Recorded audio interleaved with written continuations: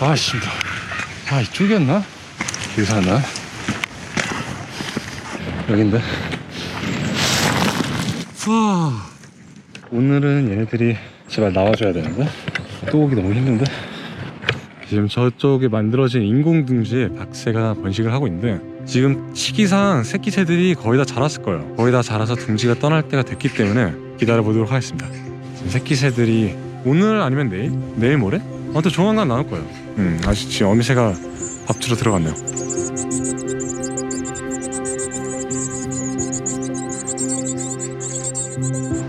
뭐 먹는 거야? 팝콘? 팝콘 먹는 거 같은데?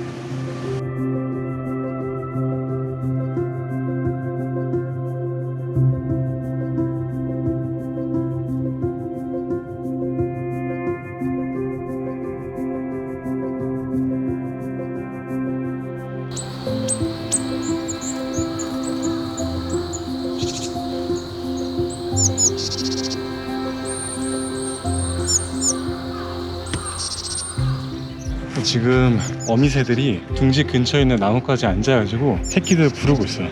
먹이를 둥지 안 갖다 주고 유인을 하는 거죠. 나오라고. 이제 나올 때가 됐으니까. 부른다고 해서 바로 나오는 게 아니고 좀 새끼 새들도 마음의 준비를 하려면 시간이 걸리겠죠. 와, 나온다.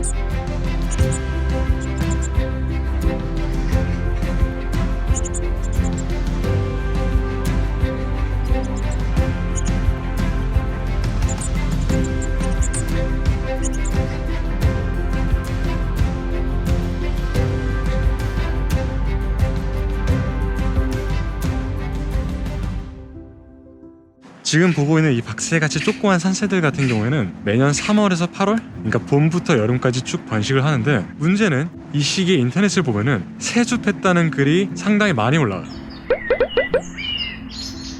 근데 이런 글들을 보면 대부분이 새끼 새들이 어느 정도 자라가지고 정상적으로 둥지를 떠난, 이소를 한 새끼 새들인 경우가 많더라고요. 여러분들이 생각하기에는 새들이 둥지에서 완전히 다 자란 다음에 그 다음에 둥지에서 벗어날 것 같지만, 사실은 비행이 좀 서툴더라도 새끼 새들이 어느 정도 자라면은 둥지를 떠나요. 그거를 이소라고 합니다. 문제는 이 이소를 한 새끼 새들이 아직은 비행이 서툴기 때문에 보통 둥지에서 막 벗어나면은 근처 땅이 떨어져 있거나 아니면 낮은 나무까지 앉아 있는 경우가 꽤나 허다합니다. 이때 고양이 같은 포식자 눈에 띄면은 말했듯이 끝장나는 거죠.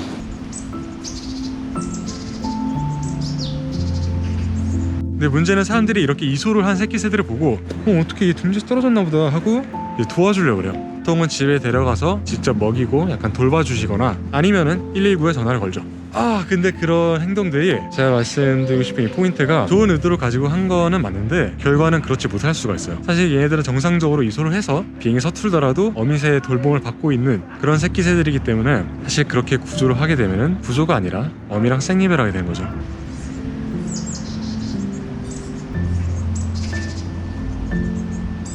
근데 문제는 땅에 떨어진 새들 중에서 정말로 도움이 필요한 경우도 있을 수가 있잖아요. 그래서 그 둘을 약간 구별해주는 방법을 알려주려고 해요. 방금 전에 제 영상에 나온 새들처럼 막 깃털이 어느 정도 자란 새끼 새들 같은 경우에는 정상적으로 이소를 한 새들입니다. 그냥 깃털이 있고 없고를 따지시면 될 것 같아요.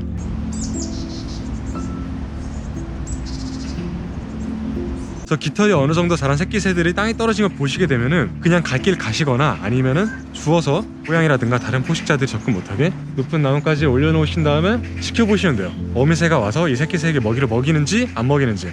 어미새가 금방금방 오니까 한 10분 정도 지켜보면은 어미새가 돌보는지 안 돌보는지 확인하실 수 있을 거예요.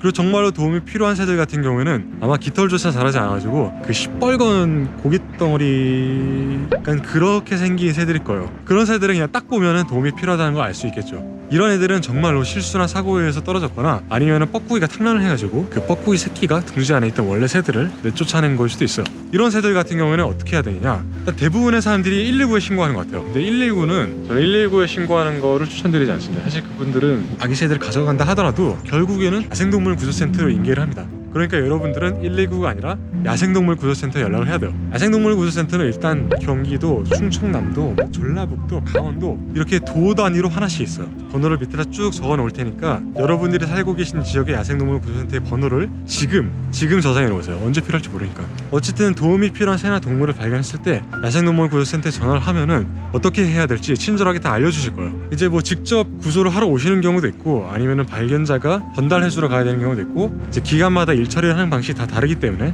그냥 안내에 따르시면 됩니다. 근데 제가 걱정되는 거는 이 야생동물 구조센터에서 일하시는 분들이 정말로 바쁘신 분들이기 때문에 정말 꼭 필요한 경우에만 신고를 해주셨으면 좋겠어요. 저 때문에 괜히 또 더 바빠지실까봐. 그래서 영상 앞부분에서 얘기했듯이 정말로 도움이 필요한 새인지 아니면은 둥지에서 정상적으로 이소를 한 새끼 새들인지 잘 구분을 하시고 현명하게 대처를 해주시길 바랍니다. 어쨌든 이번 영상에서 해야 될 이야기들은 다 한 것 같네요. 빠뜨린 거 없지? 새끼 새들 이소에 대한 개념, 도움이 필요한 새인지 도움이 필요하지 않은 새인지 구별하는 법, 도움이 필요한 새들의 경우에는 어떻게 해야 되는지 다 얘기한 것 같네요. 그럼 저는 이제 빠이.